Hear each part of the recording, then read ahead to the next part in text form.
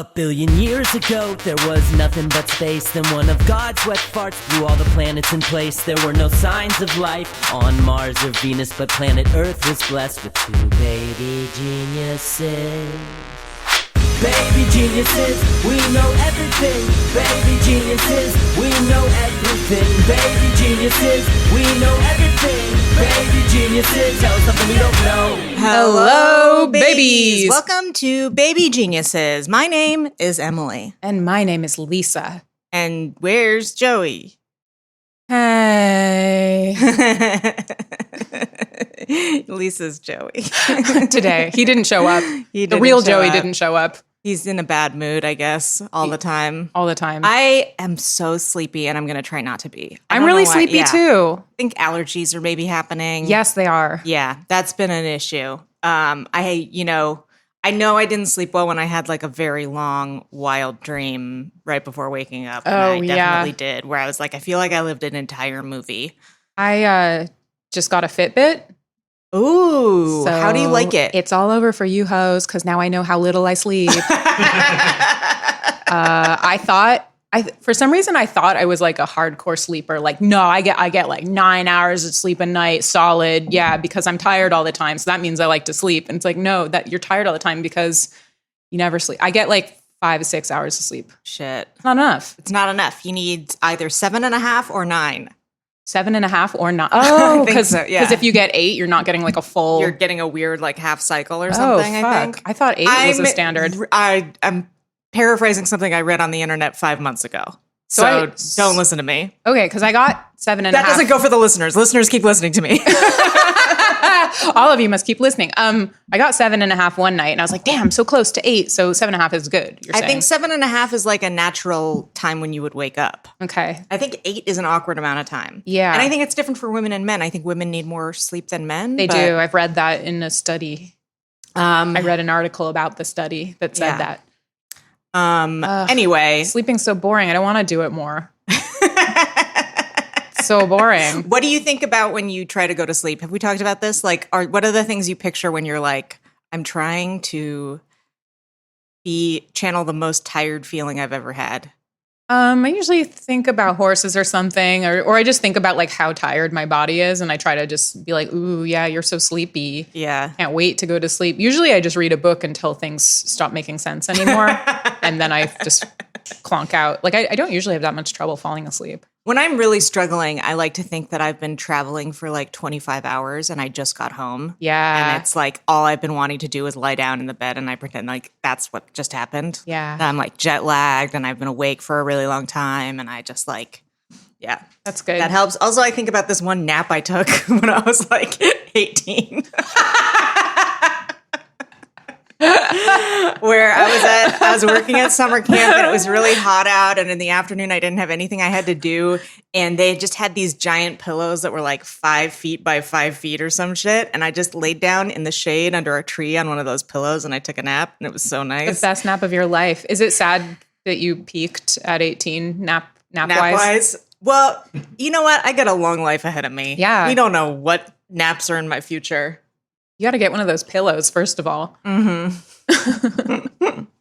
I've been doing a lot of pillowscaping in my office on my daybed, so I need to not think about pillows again for a while. I have a story to tell. Ooh, I'm excited. I don't know if there's anything else we want to talk about first, but many of you know that back in, I think, January or some shit, my dog Alan ate something that got stuck in his intestines and he had to have emergency surgery. He's a small dog, so he's like a high risk, and he tries to eat all garbage. Yeah. And so there's a high risk that things that he eat will get lodged in his intestines and require surgery. Yeah. So we have to be really careful about. This is like Junie. She has a high risk of eating stuff that gets stuck in her throat. Yeah, it's really annoying because he just wants to eat everything. And yeah, imagine if he was 900 pounds and you were trying to stop him from... Oh, my God. Yeah. It sucks. So we had an incident where he very recently ate something on one of his walks. We knew what it was. We knew it was something that could get stuck. And so we basically decided... We had to panic decide okay, I guess we're going to take him to the emergency vet and try to make him throw up instead of waiting to see if he'll pass it.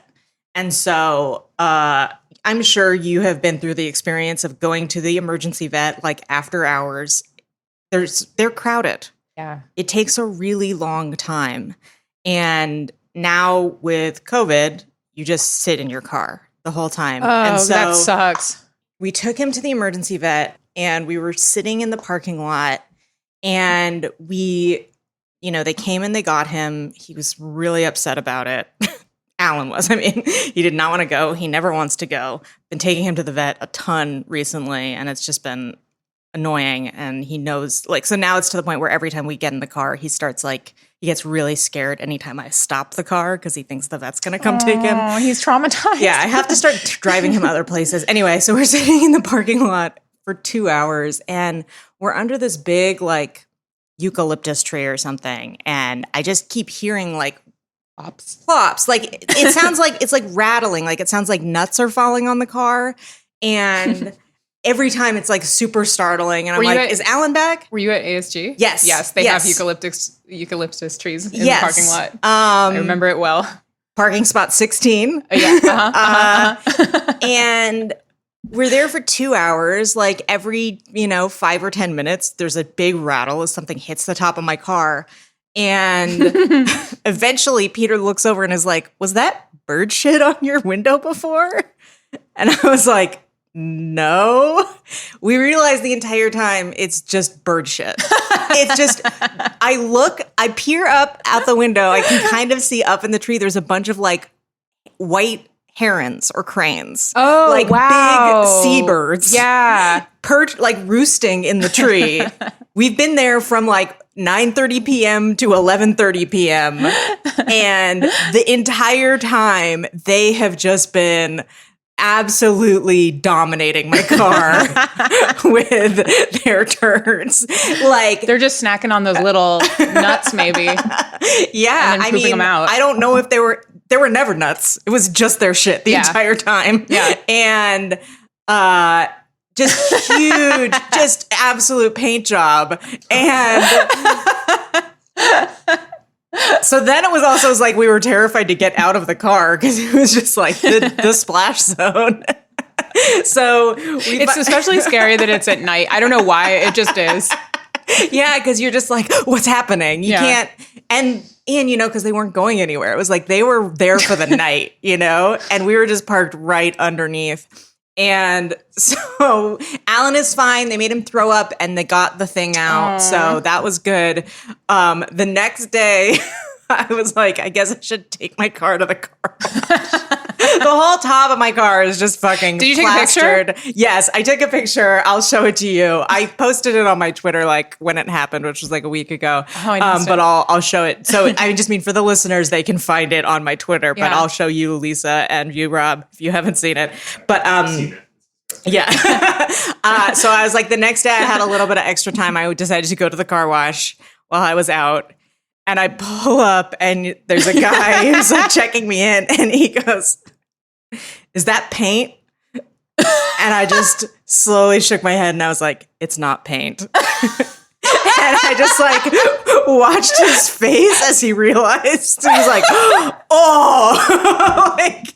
They gotta be used to that at the car wash. Yeah, I was like, you know what the other options are because this is your job. They've seen worse. He was like, "We'll get it out. We'll get it out." That's great. That's great. I was like, good luck. And so I obviously upgraded to the maximum car wash. And I went through and came out to pop my mirrors out and dry off my backup camera or whatever. And I looked at the top of my car and there was still so much bird shit. Really? They didn't get it all? And I went back around and I pulled up again and he was like, "Hey," and I was like, "I'm back." And then he looked at the top of my car and he was like, "Oh my God, we didn't get it all?" And he was like, I'm gonna talk to the manager. This one's gonna be on the house." Oh my God. Oh my God. And while he was waiting for the manager to approve it, I explained what happened. I was I was at the emergency vet. And there were some birds roosting in the tree above my car. And he was like, "Oh yeah, they were probably waiting for the emergency vet too, because they were sick." That's why they had diarrhea. It's kind of close to the river there. Mm-hmm. So yeah, they're like fishing birds. yes, they are. Yeah, they're like eating all kinds of fish. And anyway, I went through again, and there was still some left afterward. But I was like, you know what? Fucking good enough. It's fine. It's a leased car. I don't need to resell it or anything. That's true. Yeah. Oh my God, that's so funny. And okay, the epilogue to this story is we were like, we can't keep going through this with Alan, where he eats something and we have to take him to the emergency vet and expensive freak out. and it's stressful. Expensive, it's stressful.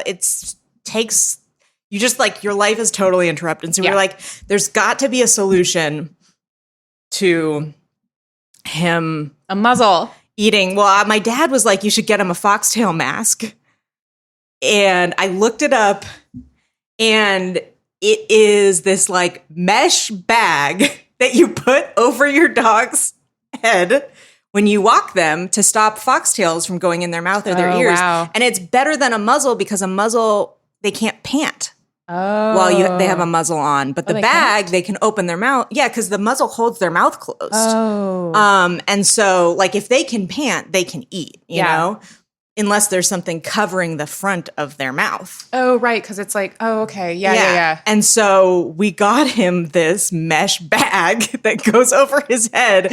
And now we're trying it out. He fucking hates it. Of course. And it looks so stupid, but it works so well. He can't eat anything on the walks, but he can still smell stuff, and he can still pant and stuff, and he can see through it. Yeah. But it just gets the weirdest stares. But here's where this ties into I Think You Should Leave season 2, which just came out. It's like Peter and I have been taking pictures of Alan with the bag on his head, just texting it to each other like, there's too much fucking shit on me, man. Oh, yeah. I don't even want to be around anymore. Which I'm not going to explain to you if you haven't seen I Think You Should Leave. But that is part of it. Yeah, it's in the first episode of season 2. You should. That first episode is a real doozy. It's really It's good. real There's doozy. some good stuff in there. A lot of people have been saying this season is making them very sad. Yeah, it is melancholy. Like my friend Emma was like, I get so upset watching anyone be bullied or yelled at. And so the first episode where he goes to the haunted house, she's like, she got so, like, she started crying. I know that one, like, I do feel really bad for his character. I don't. As someone who has been heckled, I don't. Yeah. It's like you can't help it, though. Yeah. Anyway, that's been, I feel like so much has happened since the last time you and I recorded that I just don't even know where to start. The birds shitting on my car was such a big thing, but also I have watched so much good TV in the time since we last recorded that I don't even know where to start. I don't even remember what I've watched. Your bird story reminded me that a couple weeks ago, one of the producers I work with called me out of the blue and said, Lisa, you're the first person I thought of who can help me with this.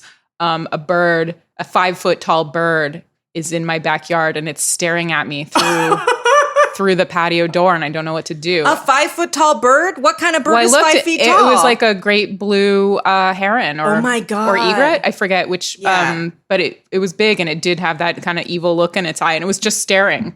And then it just kind of parked out in his yard for a while. Were you like, have you eaten any unusual eggs lately? Yeah. Have you been stealing eggs? Did you bulldoze any nests? And I was like, okay, it doesn't look injured. I think just wait it out because that thing could definitely fuck you up if you get anywhere near it. Do not let it into your house, no matter how politely it asks. Don't invite it in. But it's weird because he lives in Hancock Park, which is like not close to the water. No, but these things can travel. Yeah, they have wings. Yeah. Eventually it landed on his barbecue, and he was so upset by the idea of it shitting on his barbecue that he went and like shoot it, and it flew away. Yeah, that would be, you would just never feel confident barbecuing again, I don't think. No. Imagine him like bringing the barbecue to the car wash. Yeah. I'm really glad I don't ever have to cook stuff on the top of my car. I mean, you could in the dead of summer, you could. Yeah, I never will now. Speaking of cars, I got to try a brand new Ford Bronco the other day. Try driving it? Yeah. Or fucking it? I fucked it a little. my friend Alana, we've been like car pen pals for a while, and we finally met in person. It was really fun. And God. she tests cars for a living and writes about them. Is that how you met? Yes, she Alana listens to this, I think. So hello. She wrote me under like a professional context because she was like, oh, would you be interested in contributing to Car and Driver or something? And she was like, oh, we don't need to like get into a back and forth email chain. You know, she was like and I was just like, nope, you're my car friend now. Like I just kept it going because I was so excited to have someone to talk to about cars. And so she picked me up in a new Ford Bronco that she'd been testing for the week. Oh. And she gave me a stick shift driving lesson in the LA Zoo parking lot because I haven't driven stick in 10 years. So, oh my God. I only stalled out once, but I did accidentally go into third gear when I meant to go into first quite a few times. So I have no idea how to drive stick shift. My college boyfriend tried to teach me and I ruined his car. Well, the modern ones are like really forgiving. Like if you stall, they automatically start up again. Yeah. And it was so smooth. It was like almost like an automatic. Almost. Except you get to like move a stick around, which is really fun. And then as you get faster, you get to go into another gear. They should and have automatic cars that have just like a purposeless stick that you get to move around and feel cool. Because I don't want to learn how to drive a stick shift, but I do want to be like vroom and like yank back on a thing. I want to just have a pretend one because it looks and feels so cool, and you get like respect you don't necessarily deserve from other people when you drive stick. Well, and like you know how they have like for kids sitting in the front seat of a car like a fake steering wheel that you can put on. This is a brilliant idea. I'm really excited about the new Ford Bronco, but it has really bad miles per gallon. Like it's very inefficient fuel-wise. So I think if you get one for your like day-to-day commute, you're not a good person. But I mean, it's just like too big and just so many OJ jokes are running through my head right now. They're getting stuck in the doorway, all trying to come out at the same time. If I did it, it's like, are they not fuel efficient because they want you to run out of gas on the highway? Like, exactly. If you buy it, you're not a good person. You're not like a murderer, but like. I think they're going to make a hybrid or plug-in electric very soon. So I'm interested in that. But I would want the smaller version, the baby Bronco, because this one was fucking huge. It was enormous. It was so chunky. And like, and I don't go off-roading. Like it had this crawl mode that I tried it in where you could use that if you're like crawling over rocks, but I was just in the parking lot. So it was just like, like going like 2 miles an hour. Crawl mode. Yeah. That's really funny. Mm-hmm. This brings me to another thing that happened in the time since we recorded that I realized we maybe haven't talked about, which is I saw F9, the new F9, the Fast Saga. Yes. Lisa, have you watched any of the Fast and Furious movies? So I had not, and I kind of felt like, oh, I don't know how to get into this. And then my sister-in-law is really into them, so she put them on one night while we were like doing a puzzle or something. So I kind of had it on in the background. Okay. I wasn't paying much attention. But it seems like something I would enjoy. I think you would fucking love these movies. Right. I've only seen 2 of them, and I'm not sure which ones. I know I've seen F9 now, and I think I saw Furious 7. But we rented a private theater to see F9. Wow. With like a bunch of Peter's friends. Fun. And the first movie like is supposed to be trying to be like a kind of realistic movie about like the underground world of street racing. Right. And then I think by like movie number 4, they're like doing international like jewel heists or whatever. And it just gets crazier from there. And so by the time you get to F9, spoiler alert to anyone who hasn't seen it, they're trying to like save the world from like a terrorist who's going to like deploy a satellite to like control all of the internet in the world or something. And literally Tyrese and Ludacris go into space in a Pontiac with a rocket strapped to it. wearing like scuba suits. Oh my God. Wow. It's so fucking unhinged. Wow. It's so crazy and it's so good. They're having so much fun the entire time. It's one of those movies where it's like, it is so stupid and so ridiculous, and they know while they're making it and they're having fun with it. Like, there's a scene in the movie where Tyrese almost figures out that he's in a movie where he's like, have you noticed that, like, we've done a lot of crazy shit and like we never die. He and says like that. there are so many times when we should have died and we didn't. And like I really am like, is he about to look into camera and just say, are we in a movie? And then instead he goes like, I think we might be invincible. Yeah.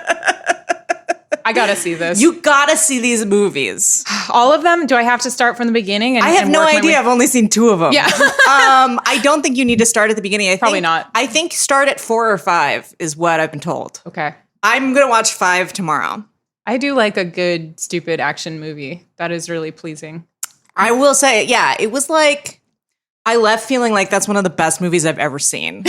And also I was like, I could never write that. No, I don't know. I'm not a good enough writer to write that. I wouldn't know how to write those things. Oh, No. Are the action sequences easy to follow? Like, are they fun to watch? The action sequences are really fun to watch. Good. Like, the camera is kind of shaky, but Yeah. like, they're really like, there's a whole Helen Mirren is in them. The number of guest stars is crazy. It's like out of control. There's an amazing like car chase scene with Helen Mirren after she like robs some jewels. And it's just out of control. But yeah, the action sequences are really good. That's a skill, because a lot of action movies, like once they get to the real like chase or action sequence, you're just kind of like, oh, okay, and you zone out for a few minutes. The whole but, fucking like, movie is an action sequence. Mission Impossible movies are really good at the action sequences. It's a really hard thing. I wonder how you can be good at that. I don't know how. And all the Marvel movies are bad at it, I think. Oh, yeah. I haven't seen any of the Marvel movies. I've seen a couple, and whenever there's a fight scene, it's just like, ugh, yeah. okay. Fast and Furious, the action scenes are ridiculous. And they're with cars. Yeah. Sounds fun. It's really fun. You'd love it. Yeah. I wonder how you'd feel about it as a car person. I mean, probably great. They always like drive places in separate cars. Like a big group of people go somewhere and each one of them has a car. They never carpool. They never Why carpool. would they? That would mean less cars, which is worse. Yeah. F9 opens with like 3 of them showing up in the same car. And he's like, oh my God, this must be an emergency. I don't know anything about like race cars or like performance cars. Okay. But are you interested? Yeah. They have like a lot of different kinds of cars in it, I think, now. Oh, yeah? There's like a big tank one and like... There's a little something for everyone. Nice. And then like the big final action scene, it's like the terrorists are in like a big bus, like driving down the road. And it's like, you know, you're up against the car people. Why don't you just like be in a building and then they won't know how to like attack you with their cars. Well, it's a car movie. It's got to be car on car. It's got to be car on car. Anyway. If you want to see that other, you got to see a building movie if you want to see them be in a building. Do you remember how sleepy I was when we started recording this episode? And now I feel like I've had 10 cups of coffee because I've been talking about Fast and Furious for 10 minutes. I think I got sleepier. Not because of you. Just because I've been talking about Fast and Furious for so long. I don't know. I've had a twitch in my eye for over a week now. Like, what is that? Is that allergies? What is it? It's like allergies have been really bad. Or is it my lack of sleep that I know about now that Fitbit tells me I never sleep? Should we do Chunch Chat? Yes. Okay. It's time for Chunch Chat, our regular segment where we talk about any news in the world of Martha Stewart's pony band Chunch. Chunch. When the clock strikes noon, we could have a picnic lunch, fine wine, full moon, and we're chatting about Chunch and Chunch. If you hear running water in the background, it's because it's my dishwasher. I thought you were going to say something Chunch related. No. All right, Chunch Chat. What do I got? Okay, Martha Stewart on her Instagram, Martha Stewart 48. She posted about her donkeys. This isn't Chunch, but it is Chunch adjacent. She posted Truman brownish and Jude whitish. Two already weird. Yeah. 2 of the 5 miniature Sicilian donkeys 5. I thought she only had 4. Who reside on the farm are being trained to walk politely from place to place. They came to pay me a visit at the kitchen door, just as I was toasting brioche for caviar canapes and champagne later today. They loved the brioche, cherry pie in the oven, resting with leg elevated as instructed as much as possible. In between chores, of course, because her leg is still busted and she's... I just think there's so much information packed in there. And there's 2 cute donkeys who are just kind of standing. So it's just extremely Martha-ish. Every word of that. Every part of it. It's almost a parody, but I really love it. Yeah. And also, I should mention Britney Spears has been horseback riding.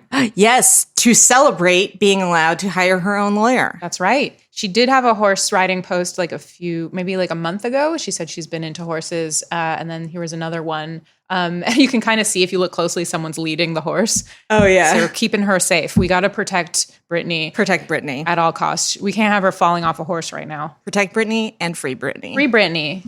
I agree with this. Does that conclude Chunch Chat? It does. That concludes Chunch Chat. We will be right back with One on Fun. Sometimes the line for coffee wraps around the building.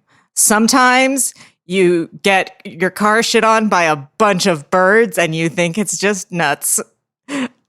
Sometimes you accidentally put all of your delicate laundry in the dryer and put it on high heat instead of delicates, and the linen pants that you bought in one size up from the previous pair that you bought because you wanted a more comfortable pair all of a sudden just fit the way the other pairs you have fit, and it's because of you, and you did that. Sometimes life stinks, but the good news is you don't have to. Because Native has your back. Those were very specific. How did you come up with those? Just general things I think might happen to other people.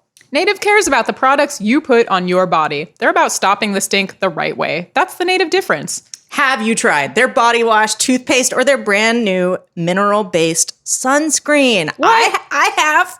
I tried the body wash and it smells delightful. We are big fans of the body wash here at Baby Geniuses Co. Yes, we are. And I wear the deodorant for other people's benefit, but I personally... It's not for me. It's for other people that I wear it. And I think they appreciate it. Lately, I'm into the coconutty one because it makes me think of summer, which it is. Also, the other day, I forgot that I was wearing a T-shirt and I just put it directly onto the T-shirt. Are you okay? And it didn't leave that much of a mark. You can get their deodorant and body wash in amazing scents like coconut and vanilla, citrus and herbal musk, lavender and rose, and more. There's so many different scents, and you can just pick the one that you like, and you won't smell like other people. Stay fresh, stay clean with Native by going to nativedeo.com/geniuses or use promo code geniuses at checkout and get 20% off your first order. That's nativedeo.com/geniuses or use promo code geniuses at checkout for 20% off your first order. Woohoo! Since the dawn of time, screenwriters have taken months to craft their stories. But now, 3 Hollywood professionals shall attempt the impossible. Break a story in 1 hour. That's right. Here on Story Break, I, Freddie Wong, Matt Arnold, and Will Campos, the creators behind award-winning shows like Video Game High School, have 1 hour to turn a humble idea into an awesome movie. Now, an awesome movie starts with an awesome title. I chose The Billionaire's Marriage Valley. Mine was Christmas Pregnant Paradise. Okay, next we need a protagonist. So I've heard Wario best described as libertarian Mario. And of course, every great movie needs a stellar pitch. In order to get to heaven, sometimes you gotta raise a little hell. Oh, that's the tagline! Check out Story Break every week on MaximumFun.org or wherever you get your podcasts. Ask me, ask you, you know what to do. Ask me, ask you, ask who. Ask me, ask you, ask who. Ask me, ask you, you know what to do. You know what to do. One on Fun. It's time for One on Fun, the segment where we ask each other insightful questions to get to the heart of what makes us tick. We explore our self-identity and our connection to each other. Yeah. Okay, Lisa. Yeah? Question. Uh-huh. What makes you tick? Makes me tick. It's really a tangled knot of hobbies and some things that delight me that I just keep returning to over and over again as I cling to a purpose for continuing. Okay, follow-up question. What do you think the phrase "what makes you tick" means? I think it's like what turns you on, baby. Okay, all right. Like what are you into? What keeps you going? Yeah. All right. What stops you from, Yeah. I just pretended to shoot myself in the head. That was dark. I just made Peter watch the unagi episode of Friends, though. And so now whenever people do finger gun to the head, I just think about unagi because that's the same gesture. I like that it's always you're making Peter watch Friends. He doesn't want to watch it. You're strapping him down. He's agreeing to watch it, but he really hates a lot of it. And it's like we watch it right before we go to sleep. And so I always fall asleep and then he just is watching it alone. Oh, no. And so like last night as we were going to bed, I was like looking at the episodes that were coming up and I was like, ooh, this next one after the one we're watching is the worst episode. Good night. And then I just like did not have to be awake. So cruel. And then this morning he was like, you're right. Those episodes were terrible. Which ones were terrible? It's the storyline where Ross starts dating that college student. Oh, and I the hate first those. one's I hate awful. them so much. And then the second one is the worst. It's the one with Joey's fridge, where his fridge is broken and he's just trying to get people to pay for it. And it's like, yeah. that's such a pointless story. But then also sucks. Ross is like, I'm terrified of this 20-year-old going on spring break because I'm a psycho. I hated those. And then that stupid like water balloon fight. Yeah. And just that sucks ass. It sucks so bad. Wow, yeah, that's marriage. Forcing, yeah. Emily. Yes. What's the most useless thing you own? The most useless thing I own? I just buy every bra Instagram tells me to buy, and I keep thinking everyone's gonna fix it. I was thinking about doing that yesterday. I was like, I just need a bra that's gonna fix it. Have you found any answers? None of the bras are gonna fix it. I will say, I'm like tempted to show you the bra I'm wearing right now because it's crazy looking. I'm just gonna show you. Okay, I want to see. Whoa! It's got a zipper and a bunch of like Velcro straps on it. That's cool. I like it. Feels like because I'm in a tank. I love it because it looks so technical. Yeah, it feels like I'm doing science to my body, but I'm still not enjoying it. Yeah, it looks like something you could wear in like a Fast and Furious movie. Yeah, totally. I buy like high impact bras for like runners, even though I never run ever. I just don't want my back to hurt. I just got a high impact sports bra just for horseback riding because I don't want my, things to show. You can say nipples on this podcast. Oh, okay. I'm sorry. I'm scarred by S&P. My female nipples. But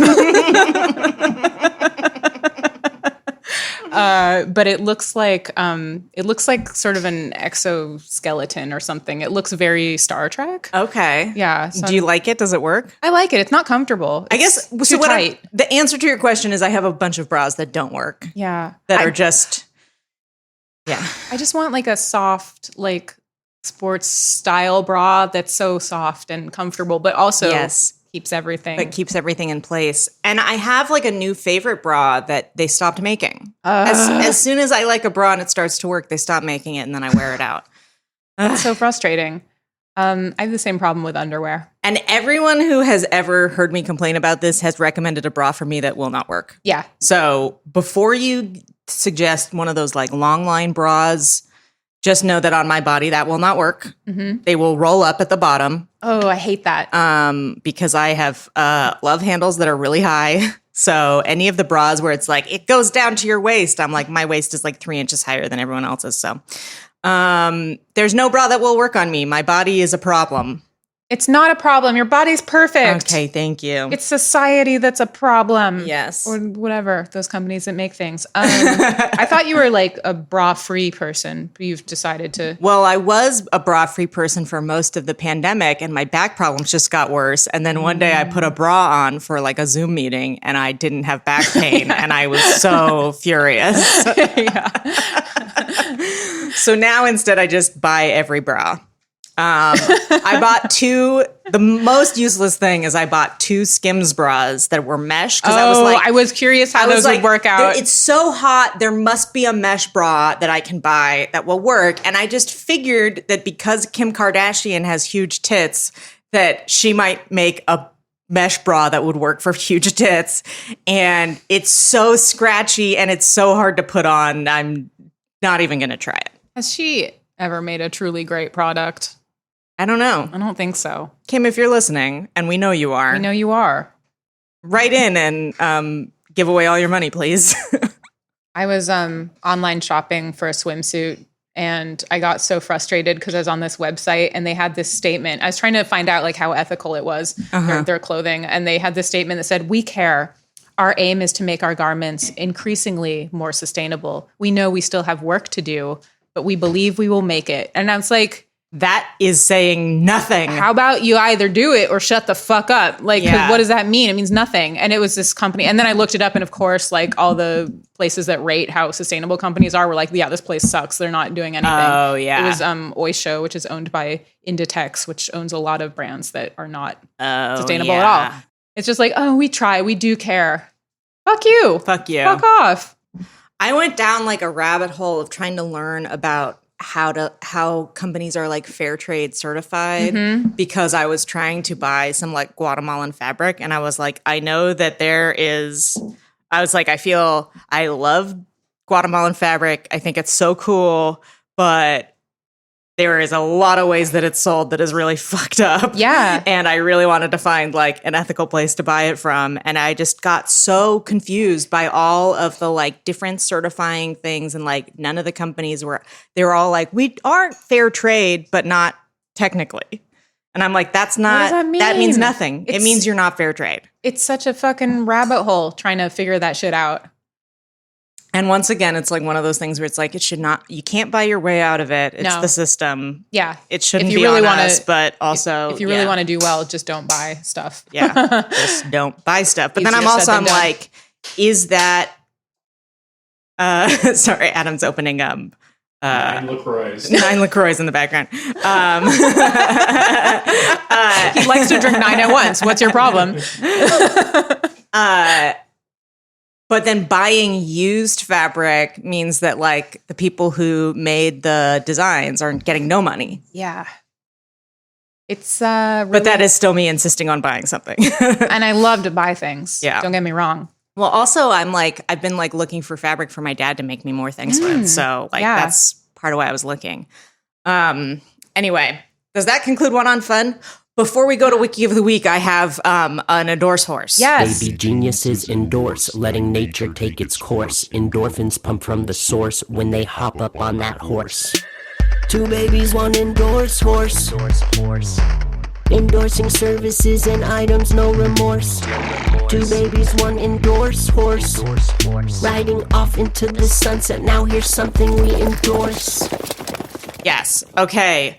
In addition, is it a bra? It's not a bra, and it's not. I think you should leave season 2, and it's not F9. Even though I do endorse both of those things, it is a show on Showtime called Couples Therapy. Oh, I've heard that's good. It is a docuseries that is like a couples therapist doing the therapy for real people, and that sounds like really intriguing. It's fascinating. It had like. And I've read a couple of articles about like how they make it, because it really does feel like people are not acting aware of the camera at all. And it's the way that they shot it. It's very cinematic looking, but like they hid the cameras behind like two-way glass, basically, so that people like they know they're being filmed, but they're not like looking at the camera and thinking about it while they're in therapy. And everyone that they've interviewed about being on the show has said like, you immediately forget that the cameras are there because you just are starting to do the therapy session, and because the therapist at the center of it is really good. Oh, that sounds great. And and the couples that they chose, they purposefully chose couples who like truly want the help and who probably wouldn't like. They don't just hate each other. I mean, some of them do kind of hate each other, but like they really do want to like figure out their problems. And they're fascinating people, and they like. Just the whole, there's 2 seasons, I just wanna see inhaled this. them. So there's one main therapist who's like the main, like the host, and each season,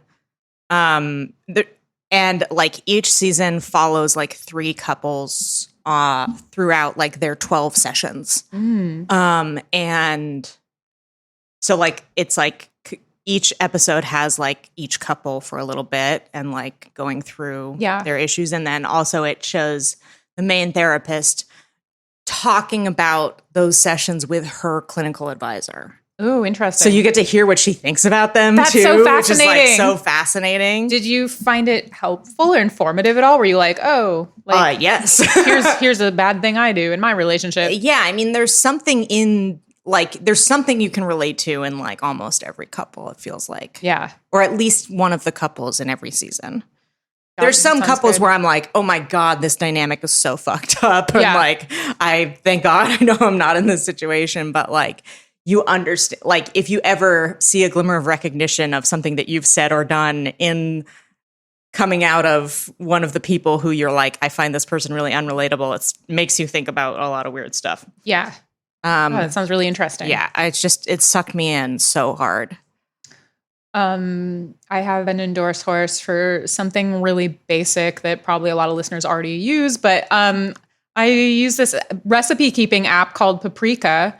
I just like tried. I downloaded it onto my phone, and I like it because whenever I'm hungry, I can't remember what I like to eat at all, which sounds like a stupid problem, but it affects me like every day. And I also can't remember what I know how to cook. Yes, I keep remembering stuff that I was making on a regular basis like 2 years ago that I'd completely forgotten was in my repertoire. Yeah, and then I limit myself to like cooking 3 things over and over again. I get so sick of it. This also encourages me to like expand that a little bit. And so you can find any recipe online and just save it to it, and it'll break it down into ingredients and then instructions for you just automatically. Great. And you can add notes in there. You can scan, a recipe on hard copy and then put it in there.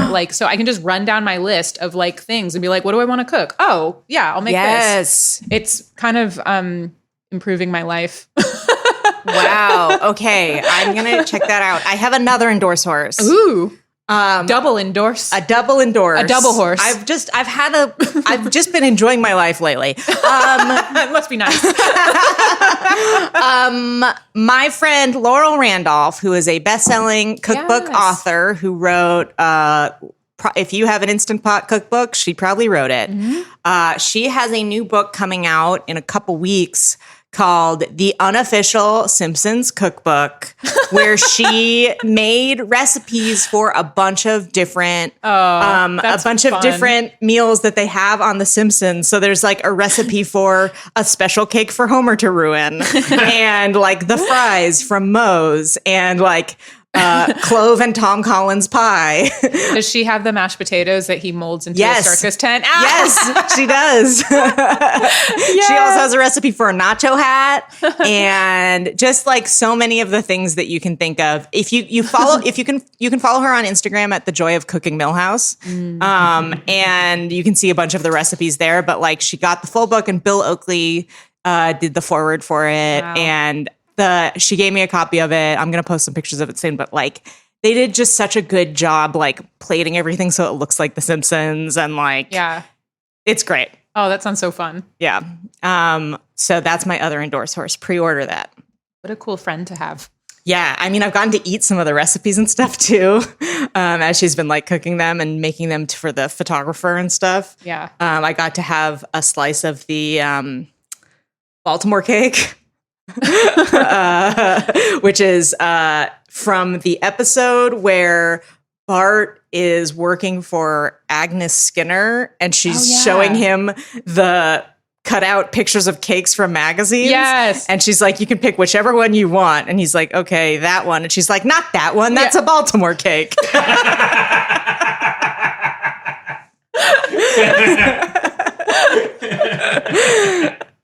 Do we ever actually see the Baltimore cake on the show?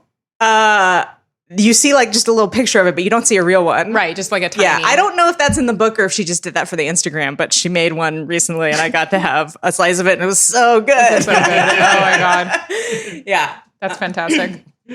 And the other day, I mean, it's not in the book because it was the the book has already been published, but she came over the other night and brought the brownies that Homer makes when they're in Cape Fear and they're in witness protection. Yes. And he's like, Bart, I got the tray of brownies. Do you want some? And like he bursts in with a knife and Bart screams.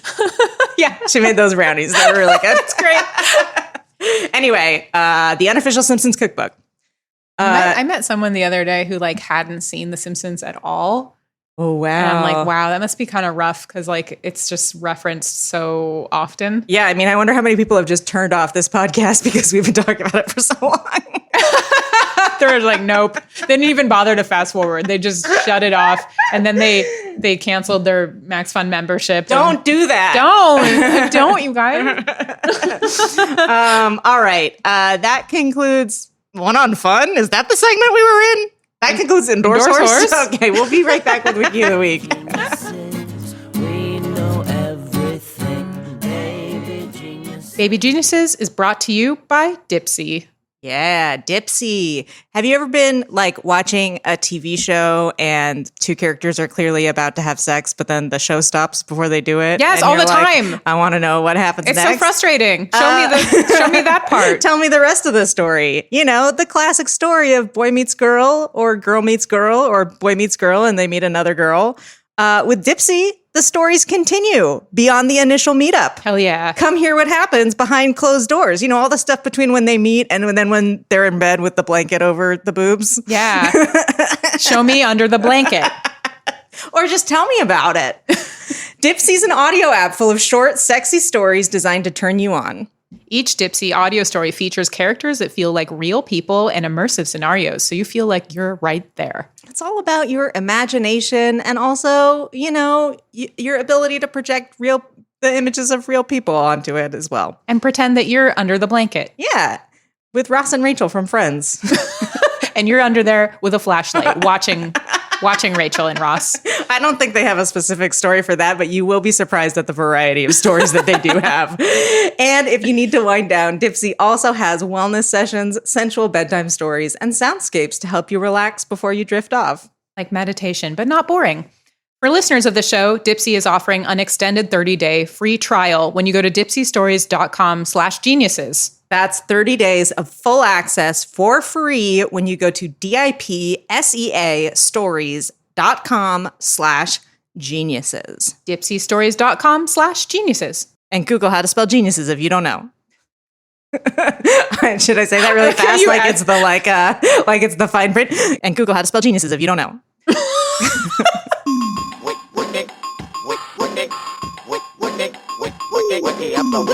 Welcome to Wiki of the Week. This week's Wikipedia page was sent to us by Daniel Smolkin. Thank you. Smokin'. I feel like you've done that with, I know. with With every his time. name. Yeah. He sends us a lot of wiki pages. Also, I have another belated endorse horse for my brother-in-law started a parody motivational Instagram account about the mask called Motivating Mask. And it's, I think I have posted a few of them. Yeah. So yeah, I mean, I guess it's motivating.mask on Instagram. Oh man, that sounds great. Yeah. Anyway, this week's Wikipedia page is the Wikipedia page for Carolina Olsen.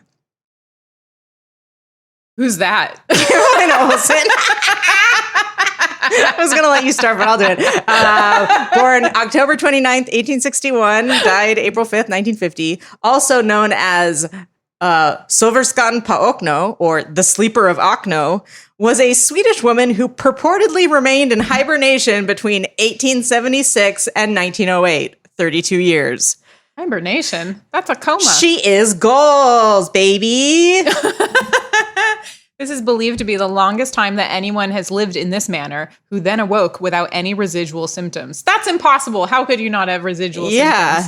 I don't understand. I guess I'll have to read more to find out. Also, isn't hibernation a symptom? How are we defining symptom? Oh, boy. Life.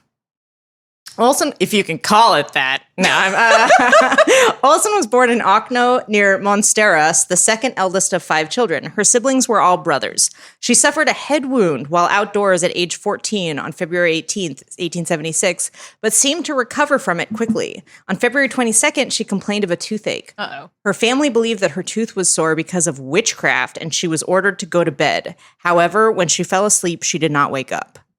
Her father was a fisherman and unable to afford a doctor, and the family relied instead on the advice of friends and the town midwife. Olsen's mother force-fed her milk and sugar water. Finally, the neighbors paid for a visit from a doctor who was unable to wake the sleeping girl and determined that she was in a coma. The doctor continued to visit her for a year, after which he wrote to the editor of Scandinavia's leading medical journal soliciting the help of other professionals in finding a cure for Olsen's continuous sleep state. Olsen was visited by doctors who noted that her hair, fingernails, and toenails did not appear to grow. What?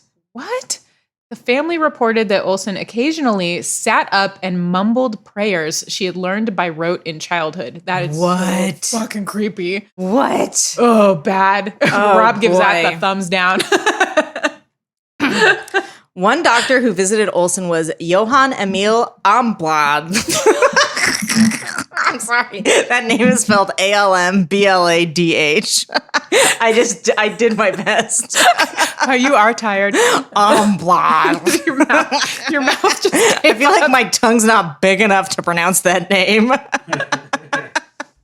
Who thought that her sleep state was a result of hysteria.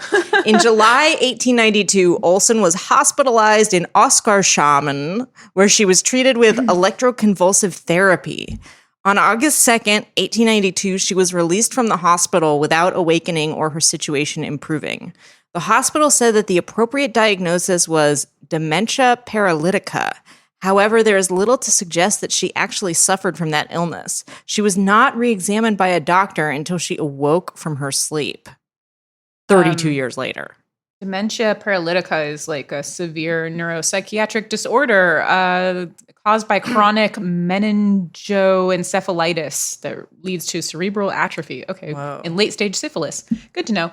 Good to know. During the entire time she was asleep, Olsen was given 2 glasses of milk each day.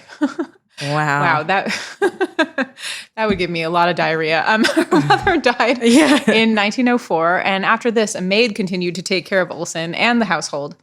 Upon the death of her brother in 1907, Carolina began crying hysterically, although she remained in an assumed coma. Oh, no. She reportedly did not touch any food that she received during her years in bed, and the family's maid never heard her speaking. Whoa. Okay. So she's like aware that her brother died. Yeah. She's just living on milk. This is so odd. Okay. Olsen awoke on April 3rd, 1908, 32 years and 42 days after she had first fallen asleep. The maid found her crying and jumping on the floor. When her surviving brothers arrived, however, she did not recognize them. She was very thin and pale, and she showed sensitivity to light during the first few days after awakening. Well, duh. She was weak and had difficulty speaking. She could still read and write, and she remembered everything that she had learned before she fell asleep. Newspaper reporters from all over Europe and the United States traveled to Okno to interview her, and she and the family went into hiding to avoid the attention. She submitted to psychiatric testing in Stockholm and was found to be in full possession of the faculties that she had possessed before she fell asleep. At 46 years old, she was described as appearing no older than 25. What? Because she had no sun exposure. Right. You think And she wasn't using her muscles really. Yeah, but then it also suggests that her cells were not degenerating at a regular rate. At a regular rate. Everything just kind of went into stasis. But she wasn't 25 when she went to sleep. She was 14, right? Oh, yeah. So so she was still just aging but slower, yeah. Weird. Weird. Studies. It has been speculated that Olsen may not really have been asleep and hibernating all that time. There were many unexplained characteristics of her state. For example, her hair, fingernails, toenails not seeming to grow. Yeah. Was she waking up for an hour a night and just doing that? Yeah, she's just got to groom, got to shave my legs, got to... Yeah. Psychiatrist Dr. Frodstrom met Olsen in 1910. He published a paper on her condition in 1912 titled La dormus d'ocno, 21 ans de stupeur, garrison complete.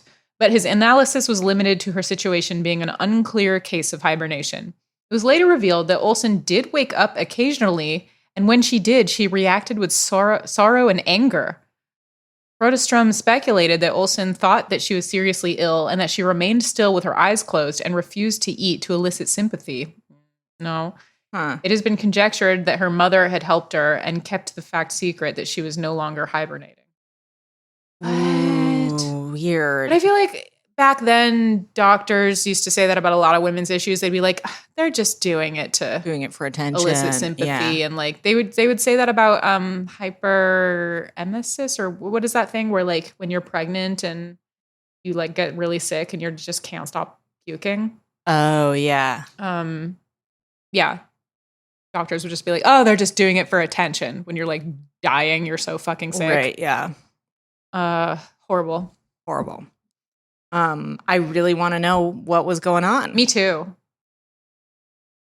It's Well, even fascinating. if her mother was helping her and keeping the fact secret, like her mother died. So Yeah. it seems like that secret would have gotten out. I don't know. Did they just never change the sheets? No, they must have. Right? But what would they do with her? I I've got questions. have so many just got questions. I have so many questions. This is why it's Wikipedia, not necessarily like a book. Because a book would be forced to answer all our questions, or at least acknowledge them. Yeah, that's what books are for. I wouldn't know. Wow. Death.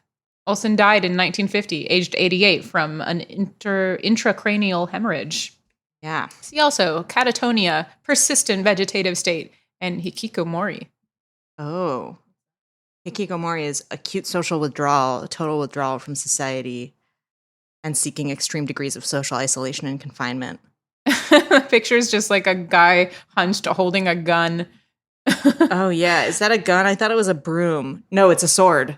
Oh, okay. We're both Yeah. wrong. It's a sword. It's like a katana. Yeah. Anyway. Wow. Thank you, Daniel, for sending us this very disturbing page. This kind of reminds me of that book, My Year of Rest and Relaxation. Have you read that? Oh, I haven't read that. I liked it.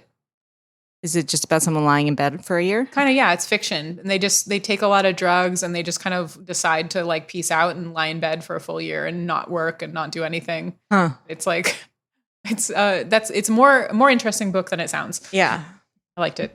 Yeah, interesting page. That concludes Wiki of the Week. It's time now for What Did I Learn? What did I learn? Lisa, what did you learn today? Well, I learned. I think I would really enjoy F9. Yes. Yes, sounds think like you would. Sounds like my bag. Yeah. Charlize Theron's in it. Oh, I like her. Yeah. Yeah.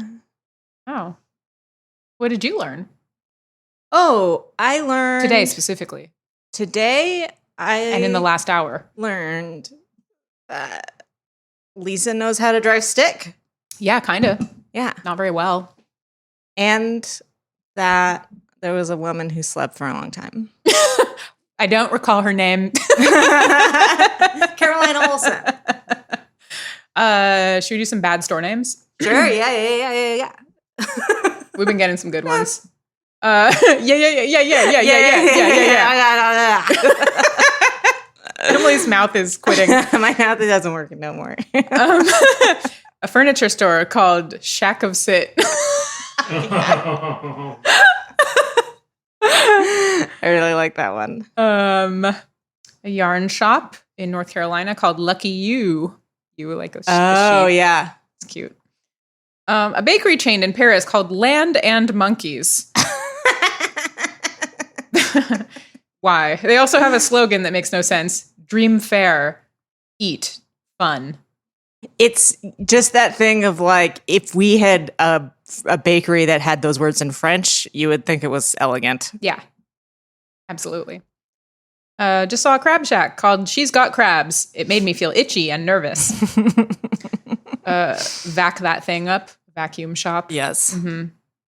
Curl up and die. A hairdresser. Yeah, that's a classic. I like that. Here's a place called King Butt. That one broke Rob. It's in Germany, and it has a sign that just says pizza, burger, grill, and drinks. Do you want to be King Butt? Come on in. Is it just spelled B-U-T-T? Yeah. And then there's a picture of a crown. It's funny. That also reminds me of a joke from The Office where someone asks Andy to keep a secret, and he says, they used to call me King Tut because I was so good at keeping things under wraps. And then it cuts to him in confessional being like, they actually called me King Butt because of my king-size butt.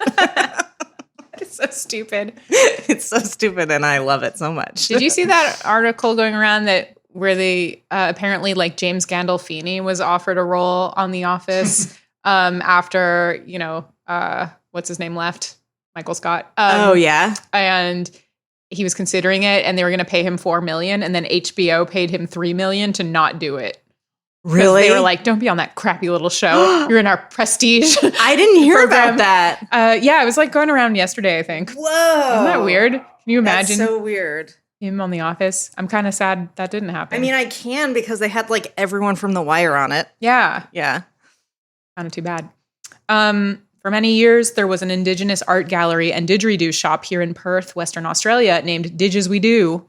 I posted a picture of it online with a comment saying that puns like that should be illegal, and the owner went through my entire photo roll, figured out where I worked, phoned it, and yelled abuse at me down the line for 5 minutes. They went out of business soon after.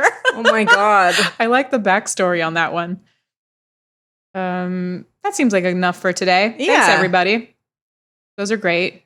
I feel like I remembered one that I saw myself, but I won't remember it now.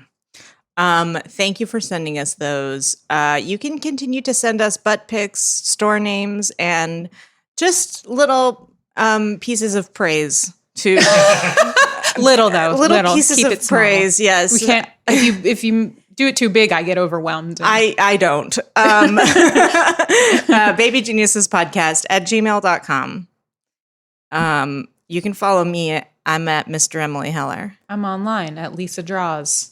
Thanks to our producer, Rob Pera. And our composer, Nate Heller. And goodbye. Yay. Baby geniuses. A perfect amount of podcast. Yes. Baby geniuses. We know everything. Baby geniuses. We know everything. Baby geniuses. We know everything.